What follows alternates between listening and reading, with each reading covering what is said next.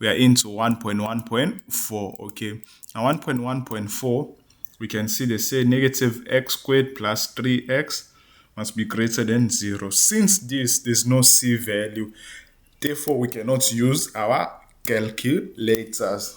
What we can use, or we can still use our calculator, but first we need our critical values. It's very important to identify your critical values. So negative x squared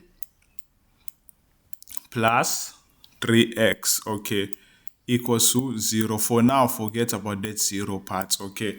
That's greater than sign. Therefore, we can pull out x as common. When we pull out x as common, we eventually left with 3 negative x plus 3, okay, equals to 0. That means that x equals to 0, or if x is equal to 0, or x, okay, negative x plus 3 equals to 0. Now, negative x equals to negative 3. Now, we are not looking for negative x and negative x. We are looking for x. Therefore, the value of x equals to 3. Now, once we have these critical values, we go to our best friend, which is our calculators. We go to our best friend, our calculators.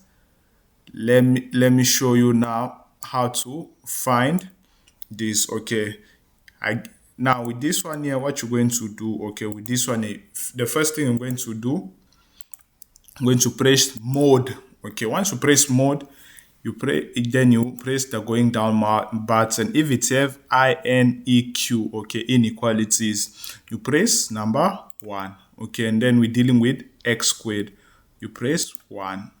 Now you look at the sign. The sign is greater than 0. So greater than 0 is the first one.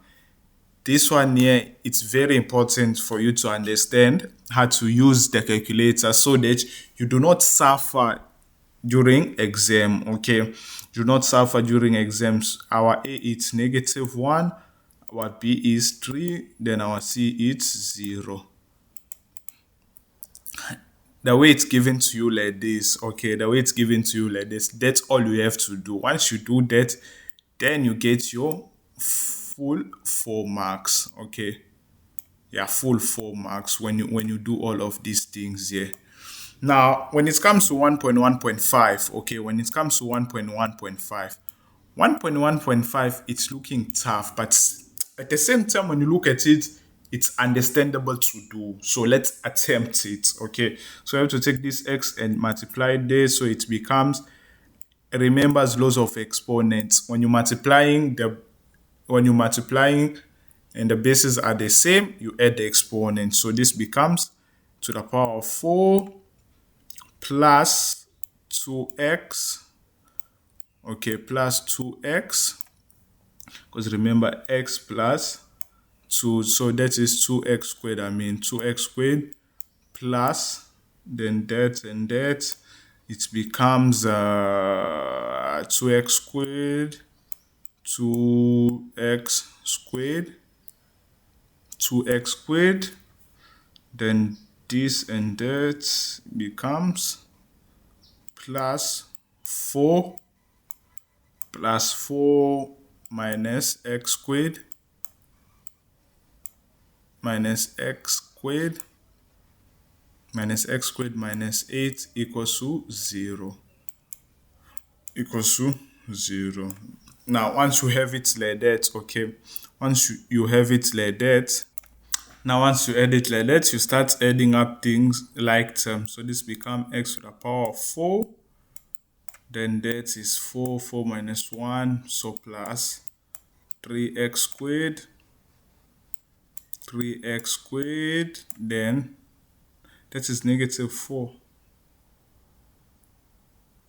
Okay, this is negative 4. Okay, so this becomes negative 4. Okay, that becomes negative 4. Now remember, all we have to do, this x here, okay, we can break it, this x to the power of 4, we can break it down as x squared, okay, and then x squared. Now, when it comes to the other number, you must look for numbers, okay, multiples of 4, where you take them, you multiply them together. It must give you negative 4. And then it's once you done with that, okay, you find for numbers whether the multiples of 4, when you add them or subtract them, must give you 3. Okay, at the same time also it must bring you back to this. We can see it's a negative 3, a negative 4, while here it's a positive 3. Now 4 minus 1 is 3. So when 4 minus 1 is 3, that means that 4 minus 1 is 3. We're going to have something like this will be plus 4. Okay, this will be plus 4, while that will be minus 1. Okay, so the value of x squared equals to negative 4. Okay, or the value of x squared is 1. Okay, x squared can be 1. Okay, 1. Okay, now we have to make sure and see which one is correct. Okay, we have to make sure that we do not